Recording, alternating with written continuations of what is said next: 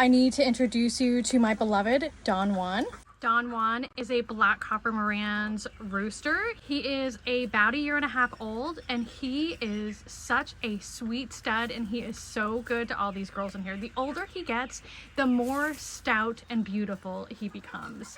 He is housed in here with black copper Maran hens and olive acre. Currently he's housed with about 14 hens, but he has fertilized up to 17 hens at one time by himself, which is where he gets his name, Don Juan. Would you love to see some of his offspring this year? I only have several that I'm holding back from my hatches so far this year because I found out that I had one hen who was throwing a lot of white feather tips on all of the babies, and so once I removed her from my program, I started seeing better results on my offspring. Now those white tips are pretty common in black copper Marans chicks, and usually it will molt out, but it's still something that I will cull from my programs. One of the things about Don Juan's genetics, and this was true with Don Juan too, is that he didn't really start to like color in until he was maybe like 7 to 8 months old. And this fellow is taking right after him. He has a beautiful comb, beautiful eyes. He has beautiful red face and wattles.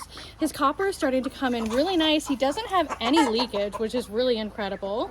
Feathering on the shanks looks nice, on the outer toe. Feet pads, color looks good.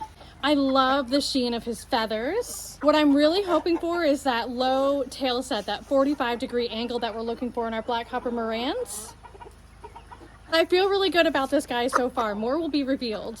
This is a pullet from that same clutch. She's growing up beautifully as well. Her copper is coming in really nice. Feathering on the shanks looks really good. For about a year or so, I was dealing with mossiness in my black copper Marans, and that's when you see sort of like brown outlines, almost like brown lacing on the wings of our Marans. It's something that is semi-common and again often will molt out, but it's something that I have culled for in all of my breeding programs. Unfortunately, I don't see it anymore.